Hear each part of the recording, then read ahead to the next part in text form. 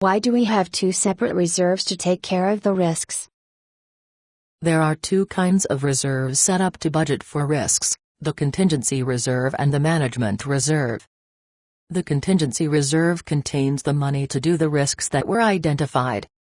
The management reserve contains the money to do the risks that were not identified.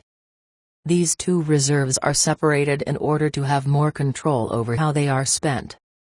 Use of the two reserves usually requires one additional level of management approval. The normal operating budget of the project is controlled by the individual responsible for the work. The contingency budget is controlled by the person to whom that responsible individual reports. The management reserve requires one more level of approval: the person to whom the responsible person's supervisor reports.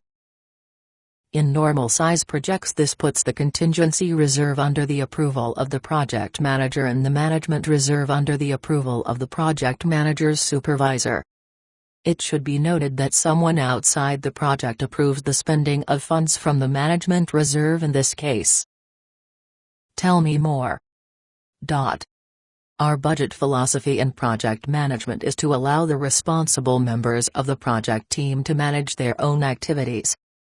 This means that where budgets are concerned, each person on the project team should have the budgeted cost of work scheduled, the BCWS, allocated to the activity she is responsible for. The BCWS budget can be spent by the responsible person without having to get additional approvals.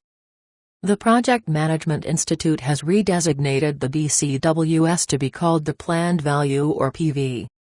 It remains to be seen whether the rest of the world will adopt this designation. There is some danger in assigning the contingency reserve and management reserve to the same individual, however. If this is done, the reserves are tempting pockets of money that might be used to cover poor performance instead of risks that come to be.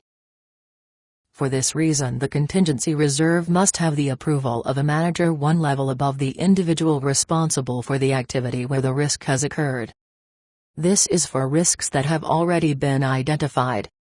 When this approval takes place, money is removed from the contingency reserve and added to the operating budget, the BCWS, for the activities affected by the risk.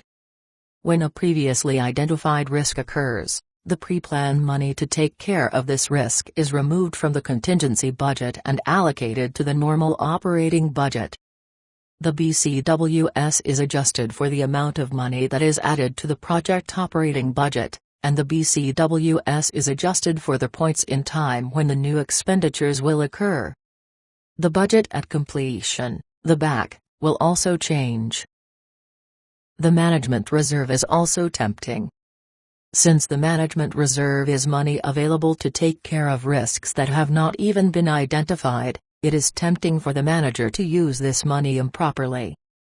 Therefore, another level of authority is required for approval for using funds in the management reserve. When this approval takes place, the funds are removed from the management reserve and added to the operating budget, the BCWS, for the activities affected by this risk. Notice that since the risks are all probabilistic in nature, they are not included in the project operating budget and are not included in the BCWS for each activity. Therefore, the operating cost accounts for the project, and the budget at completion for the project does not include the reserves either. To summarize, the operating budget or the cost baseline is equal to the budgeted cost of work scheduled and does not include the management reserve or the contingency reserve.